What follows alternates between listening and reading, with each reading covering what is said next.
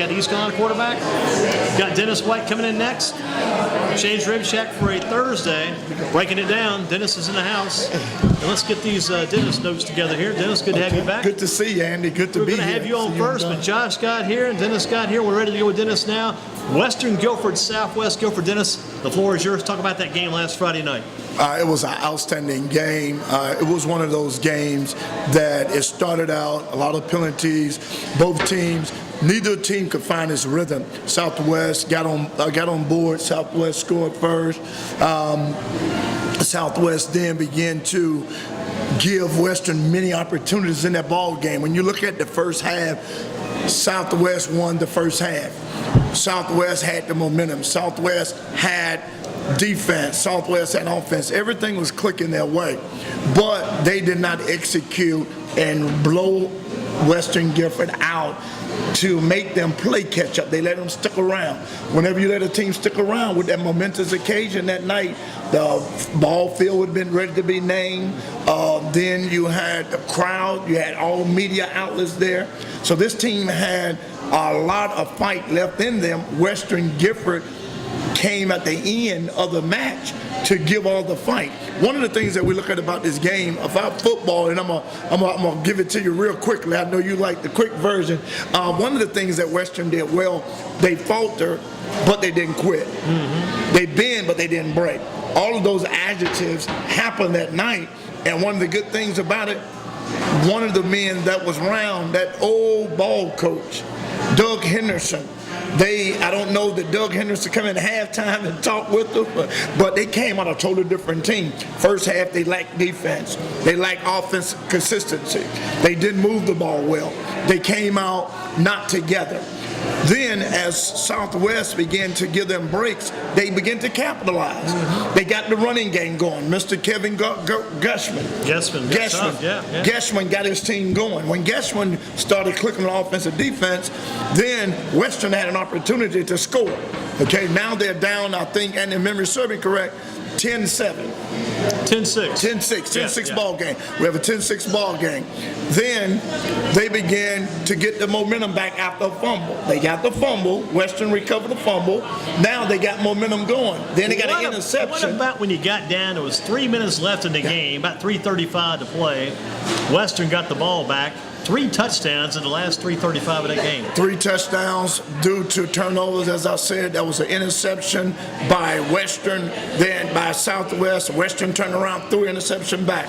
After we went through that, then Kevin Gushman bust up the middle for a long touchdown, 59-yard run. Then they came back. Jeremiah Brown. 30-yard touchdown. 30-yard touchdown. Southwest. Now time is running out. A minute 4 left in the game. Minute and 4 left in the game. We're going to go from the minute and 4 mark. Andy Durham calling it as only Andy Durham can. We strategize, what can Western do? Western did exactly what Western does. It was third down and long. They had to go 70 yards. Absolutely, within a minute and 4 seconds. So the first play, couple of running plays while they running short passes. Then across the middle, Keenan Stevens across the middle. The official get in the way. The official is part of the field. The official blocked the defender. Defender was shielded by the official. Over the top, the big man went up over 2 defenders, caught the ball. Now we're down Andy Durham, to about 35 seconds. 35 seconds range. Now they're moving again. All right. Then let's move right. Let's go right down to the touchdown moment. Now we're down to 6 seconds left on 6.2 seconds. Well, we right there on the 12-yard line. The quarterback go back, scramble, roll out to the left. And he thrown interceptions, at least 2 on the night. Absolutely. He struggled at times, but he's taking them down the field. Tevin Evans taking him down the field, and Andy Durham calling it. He barks his snap. He's back to pass. He lost one down to the left corner, right over the pylon. Right beyond the pylon is the big 6'5" Keenan Stevens, outstretched arms, stretched out 2 feet inbound. The officials did not call it right then. The officials waited, conferred with the other, Andy Durham in the press box. When the official raised his hand, I will remember that for the rest of my days in broadcast. He scored. Pandemonium. The broadcast booth began to rock. The whole stadium. The shadow of Doug Henderson was present, and that's the game. Southwest go down in defeat with 6.6 seconds left to Western Gifford by a score 24-20. That's right. At the new Doug Henderson Field. You had to like that. That was awesome. That was exciting. Yeah, that was exciting. That was one of those games, it had to end that way. Yeah. I believe it had to end that way. Almost like it was scripted the way it went. Yeah. I mean, you don't see like 3 touchdowns in 3 minutes, at least on the high school level like that. Absolutely. Bang, bang, bang. And those two teams didn't play competitive until the last 3 minutes. It really got crazy. Absolutely, it really did. And you know, Andy, one of the things. A lot of penalties in between those times. It certainly was. That was great to say. It was an orange showcase night. Yeah. Flags was just yellow flags just going everywhere. And normally in the fourth quarter, I take us home, but this game was so intense and so close. You said to me, I'm going to take it from here, because I said, yeah, please do, because it was that kind of game, man. That game got crazy in the evening, and the rain held off. Yeah. It held off. Till we got out of there. Yeah, we were lucky. And one of the things that game brings to attention is it's not over until it's over. You don't give up. I agree. We seen Ragsdale and Grimsley, the same type of game. You can't beat a team in the first half and leave it. You must play 4 complete quarters. What about that game you saw Sunday? Dennis is recapping some of the big games from last weekend for us. What about the game you saw Sunday with the Carolina Panthers, Detroit Lions? You were down there for that. We took your entire family down to the Bank of America Stadium down there. Check that out. How about that game? Yeah, we went down to see one of the gentlemen that you and I got well acquainted with. I used to coach with great gentleman Eric Ebron. We went down to Bank of America Stadium Sunday kickoff time. Carolina, Cam Newton passed more in that game I've seen him pass in his career. If I remember serving correct, I think he threw like 12 passes, and he passed his way through a weak secondary.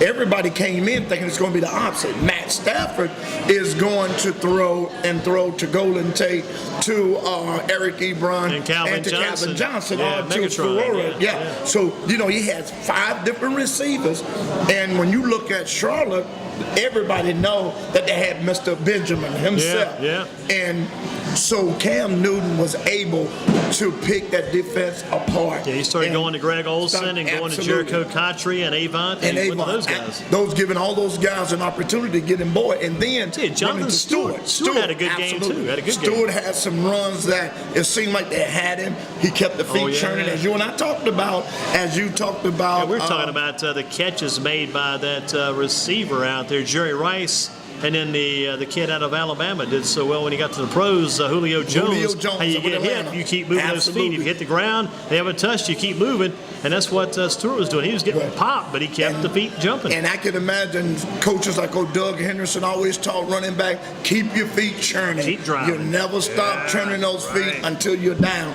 And so it was a great game, sold out crowd at Bank of America Stadium, and Cam Newton won that game for his offense by not making mistakes, not trying to do more than he can with the ribs. He couldn't run as much, but he had a couple of runs. Yeah, one time he broke loose and came up, his knee was kind of bothering him a little bit. He had that little pop he took, but he went on back to the huddle. They called a timeout, give him a little more time to recover, but he came back and did well. Absolutely. And we take that game to the second quarter.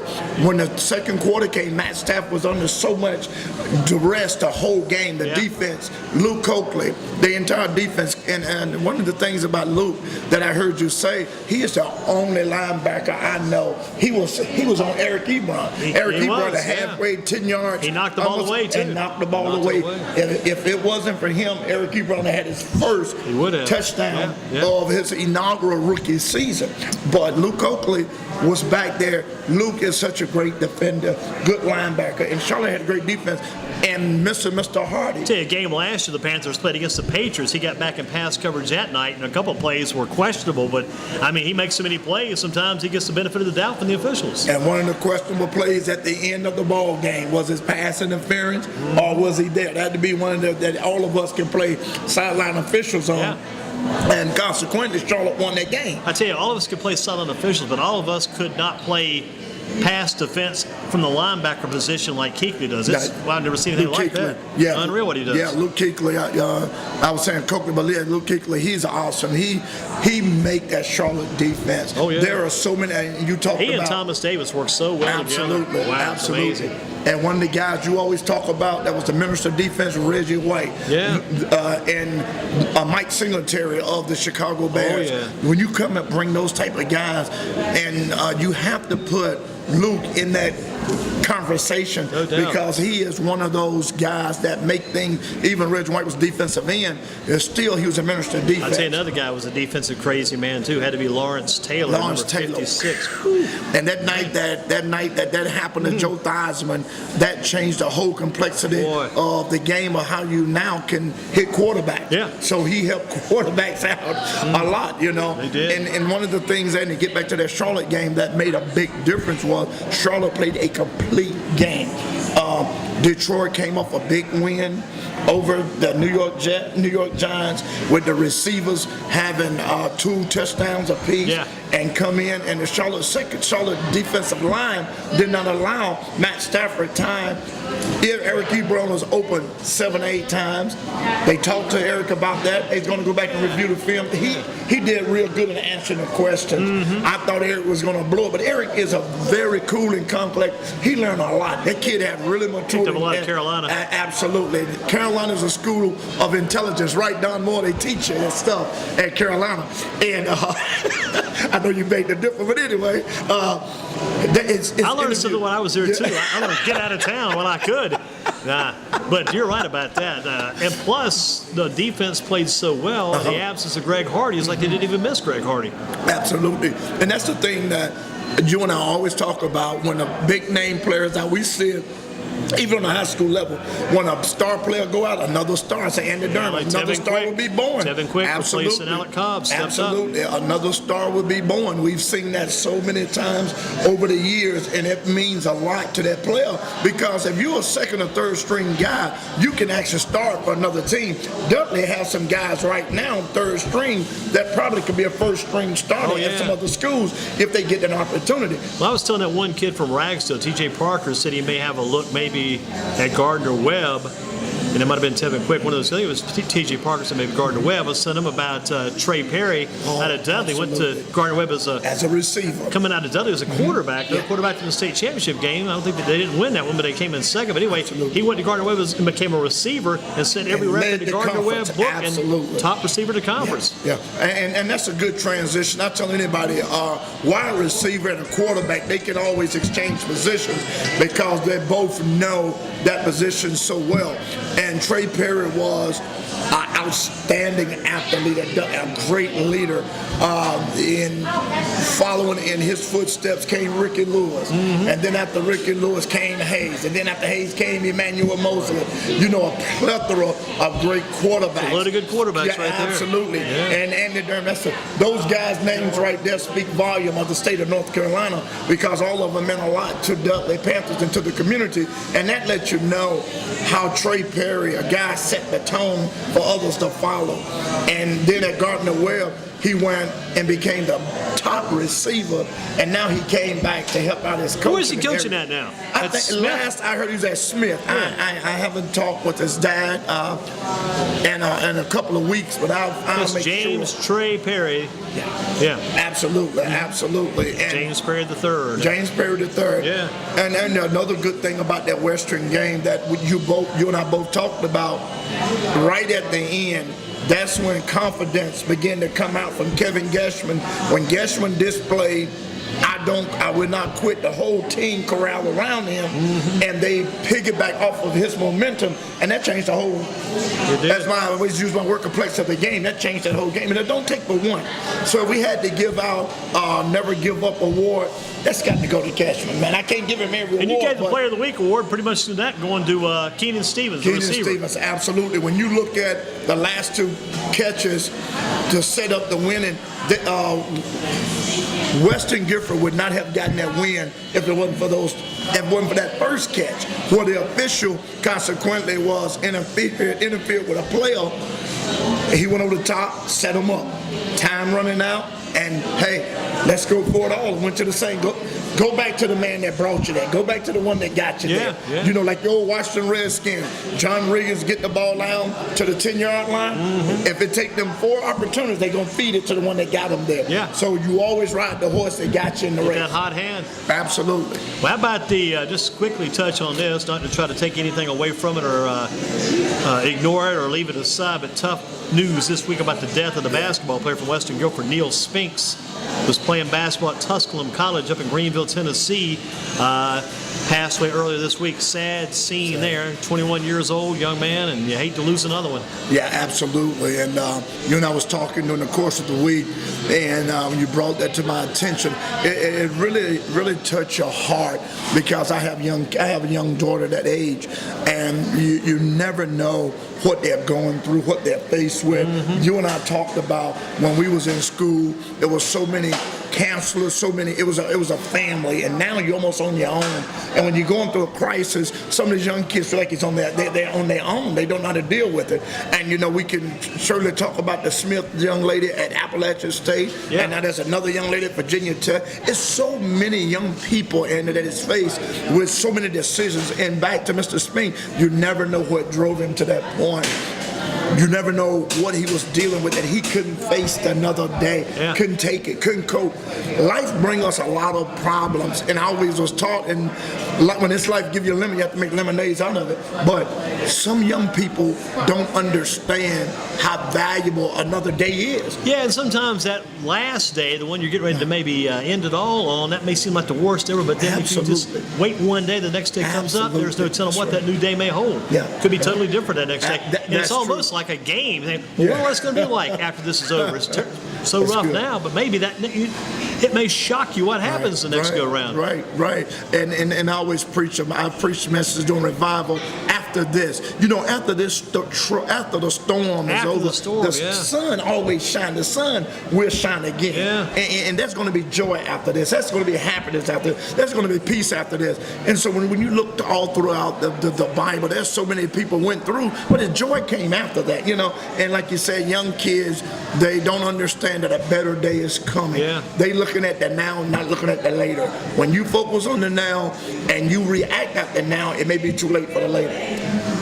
Sad ending. Yeah, certainly sad. And that just goes out to the family. Because he had a brother named Nick, had a sister named Nicole, had a mom and dad. They all live here locally, and sad such situation. A sad situation, Andy. Man. Neil Spinks, Western Guilford, passed away this week, aged 21 years old. Prime of his life. Yeah, no doubt about it. Beginning to live. Well, let's get a few questions for Dennis on the board this week. All these questions we're bringing in, we asked Josh Williams about these. Asked our Ragsdale guys about it too. We hit those guys with the questions. That was Tevin Quick, TJ Parker, Bryce Walker, whose dad is the defensive line coach over at Ragsdale. And Bryce, state champion wrestler, 170 last year. Yeah. Very competitive young man. His brother Brandon was there a few years too. You know, first the game that we did at Ragsdale, that was the name that I called all night long. You know what I mean? You called that other name a lot too, that wild man up front on that defensive line. Absolutely. I know exactly who you're talking about. They mentioned Zan Swing mentioned him earlier too up front. Right. We would get that name. Matter of fact, we'll see him tomorrow. See him tomorrow night. So we'll be talking about him tomorrow. You'll get that name as soon as we walk out the door. Can't wait to bring that guy up again. Yeah, some questions. Yeah, the kid at Northern, the name we had, was that McCoy kid. That was the kid at Northern that did so well defensively. But the guy from Rags, who had to think about that kid, enough to come to us. Coming to us, Dennis White, Shane's Rib Shack for a Thursday night. And Dennis, what's the most you've ever weighed? The most I've ever weighed, I think, was 250. I think I got the 250 at one point. Okay. Yeah. That was not your playing weight, though. No. Playing weight, I weighed 175. 175. In high school, yeah. How about your least favorite food? Least favorite food is broccoli and cheese. No green broccoli and cheese? No, sir, not for me. How about your favorite midnight snack or a favorite late night restaurant? Favorite late night restaurant would have to be Taco Bell. Late night snack, that's different. So many. I have to say a bag of chips. Have to be some chips. A lot of people like chips. Yeah. This day and time, I used to kind of like maybe a Cheetos late night, but I can't eat chips anymore. I think late night now, I would be more toward maybe a chocolate type food. Right. And that's one Like thing. a Reese's cup type thing. Right. And that keeps me up, that sugar, man. And Keeps you going? Yeah, Yeah. keep me going. So and working late nights anyway. Yeah, you're working late night. Yeah, so the old chips is my favorite. Who's the most famous person you've ever met? There's two. I mean, I've met so many. I've been very fortunate in this life to meet a lot, but I'll just call out two. The legendary coach of Grambling, Eddie Robinson. Yeah. When I worked at North Carolina A&T, the football game on a Saturday, his last game of his coaching career was against A&T, and my daughter was 3 years old, and her and I got to take a picture with Eddie Robinson. That was the greatest moment. Did you save that picture, I'm sure? Yeah, and I can't find it today. And the other one was Rosa Parks, again working at A&T. She came as a speaker. She had a book, Quiet Storm, and she signed a book, and I took a picture with her.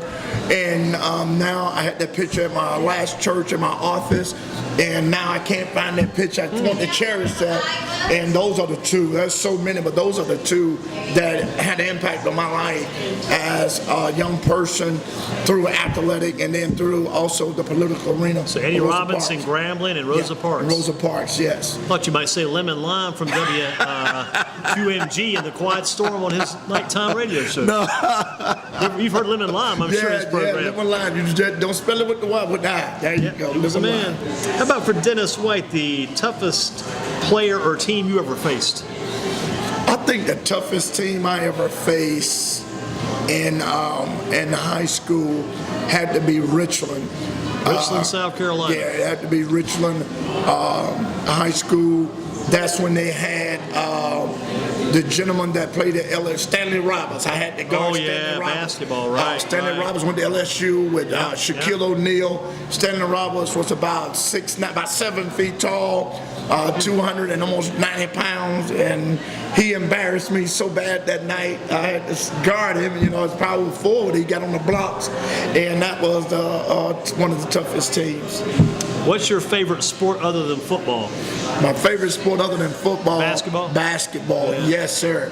But believe it or not, baseball used to be my favorite sport. I love baseball. I was a third baseman. Then when I started playing basketball, that became my all-time. But football always been one I loved to play.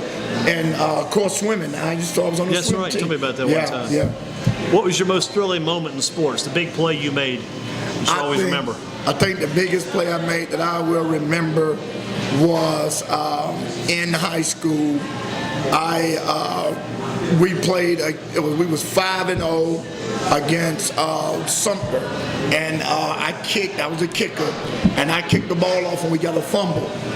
And the guy recovered the ball, set us up for a great touchdown. Was it the onside kick or just it was kick? a regular kick. I called the play. I said, take away. People never know when a kicker when they call a huddle on a kickoff, what are y'all talking about? Right. And I always say, you're going to kick it right, you're going to kick it left, you're going to kick it middle dribble, kick it right deep, kick it left deep, and you let the kickoff team know I'm kicking it to the right. So the 5 guys on the right from position 1 through 5, they would know to cover their zones where you're going to kick the ball. So that's why they huddle. That's what they're talking about in the huddle.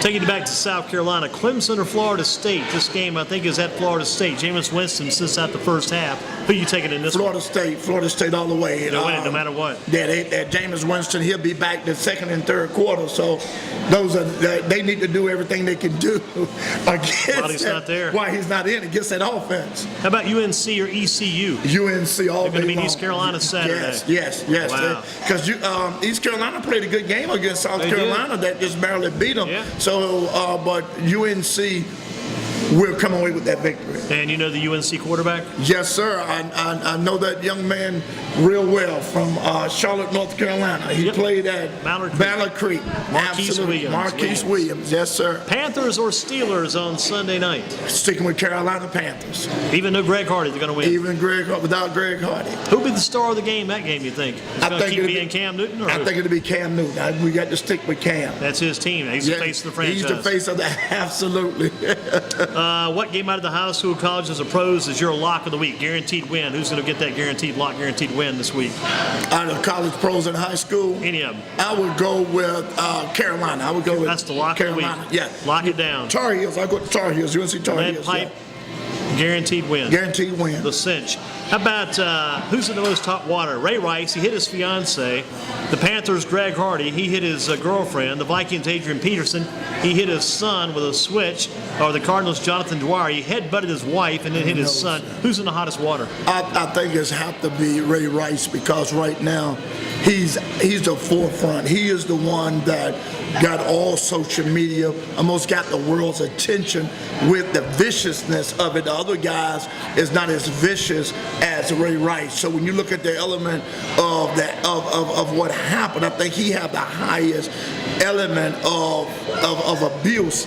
If you rate the levels of abuse, I think his was more serious than anybody else due to how he drug her. A lot of people are saying Adrian Peterson because he switched and beat his 4-year-old son and left marks all over his body. Well, I think that when you look at that, Andy, back in the day when we was growing up, right. you got a whooping, you know, and that's thing. I'm thankful that I got every whooping I got. I was telling the Ragsdale guys, you learned how to actually take that belt because you kind of cringe. If you pulled your leg in, that belt hit you, it didn't get as deep a pop on you. Absolutely. Oh, boy. And I learned the trick with the switch, the closer you get. Yeah. You know? Yeah, that's right. Yeah, exactly. It needs to blow, you know? Yeah, because it's not as much coming at you. Absolutely. It's a shorter stroke of the whip. Yeah, exactly. Like whipping the buggy whip on the old horse. Absolutely. That's what when I was a kid, we used to tie like a harness. We used to pull a sled. Did you know that Shaquille O'Neal actually did that down in Louisiana as a kid? Right. They used to hook him up. No, Karl Malone. Karl Malone. They used to hook up a plow. They would plow the field with the human body. Wow. That's back in the old day. They'd hook that plow up, a little harness on the kids or the young men, and they would drag that plow across the field and plow the field with the body. And that was Karl Malone. I read about that one time. And that right there made him a millionaire. Oh yeah. He went from the plowed field to a millionaire. Wow. What do you think's the worst switch, the most dangerous whipping? Would it be the oak limb, the old hickory switch, the belt, or the bungee cord? I think the old hickory, man. Old hickory. Because that hickory get dry, and you clean all the leaves off of it, man. I think the hickory is. How about when your crazy uncle came to town? He was given responsibility for the whipping. You're going to do it, Uncle John. And Uncle John had a glove on. He would grab a briar bush. And boy, if you got whipped with a briar bush, Uncle John goes crazy. That would really sting. That would really stink and sting. Man, you know? I've run through the briar bushes. Right. Man, you run through a That ain't briar no bush. fun. Man, that's no fun. Oh my God! That's some pain, you're man. talking about 75 or 80 different marks all over your body, man. Yeah. Rough stuff. Some other names on this Player of the Week list, maybe for the future. Dennis has noted a few names to keep an eye on. Keenan Stevens, this week's player. The Timmons kid from High Point Christian, 4 interceptions last week. Keeping a watch on him. C.J. Freeman, Luke Reynolds, Josh Hummel out of Northwest. Thomas Hennigan out of Northwest, good receiver. And Tevin Evans, super finish for Western Guilford. Some of the names on there. Plus, Graves over at Dudley is getting some attention now, too. Darius Graves. Right. And Tevin Evans, his dad is a police in Portland, Oregon. Okay. Him and I work together at A&T. His dad is a police officer in Portland, Oregon. And Tim Evans. And him and I'll show you the text that he sent me a long line that he said that you remember me. We used to work at A&T together about 14, 15 years ago. Tevin is my son, and I remember Tevin as a small kid. Yeah. And he said you and Andy Durham was hard on my son, and about him throwing interceptions. But he said he was just the laughing part. He was able to go back and listen to the game. Yeah. He said he enjoyed it. He said he shared it with co-workers. He said that you and Andy Durham, outstanding job. He's a Western Guilford grad. He remember you as well. Tim Evans, he graduated in '83. He played with Western Guilford. Okay, Tim Evans, gotcha. Yeah. I remember several Evans family members. I remember kid. That's the group. That's that family. Interesting. There was a guy named Ray Evans because look, Tevin looked just like this Ray Evans guy I knew back when I was younger. Tim Evans, interesting. Yeah, all those Western Guilford guys. Yeah, a lot of people have listened to that game. Yeah. And I went back and I wanted to get that last minute. I cherish, one of the things I always cherish about broadcasting is the voice of the play-by-play analyst when the game is over in a heroic way. When the game ends and I just love it, man. You know, that he got it. That is excited. That was the most excitement. That was one of the most exciting moments in broadcasters at the end of a game. You know, like we talked about, you've got so many of those that last for years and years. Yeah. Down go Frazier. Down go Frazier. Yeah, you know. And one that I love, long go. Oh, yeah. When Northern. Yeah.